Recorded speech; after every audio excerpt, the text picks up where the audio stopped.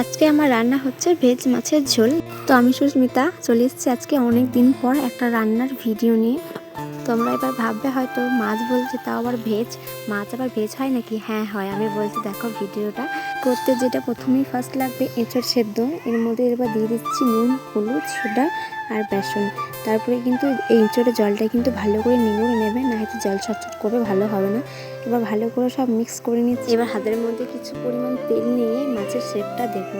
মানে এটা যেহেতু সেদ্ধ দিয়ে করছি, শেপটা তোমার নিজের মতন করে দিও। দেখো এতগুলো হয়েছে, মোট 10খানা হয়েছে। এইবার কড়াইয়ের মধ্যে তেল দিয়ে দিচ্ছি। এখানে আমি সাদা তেলে রান্না করছি। নুন, হলুদ, তেল দিয়ে দিচ্ছি। এবার আলুগুলো ভেজে নেব, যেটা আমি তরকারিতে ব্যবহার করব।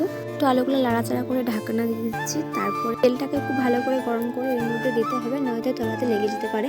আমার মাছ ভাজা সব রেডি, একবারে খড়খড়ে। এর মধ্যে কিনেছি দেখলো পেঁয়াজ, কাঁচা লঙ্কা, ধনেপাতা। এবার এগুলো তেলের মধ্যে দিয়ে দিচ্ছি। এবার দেখো মশলার মধ্যে কিনেছি।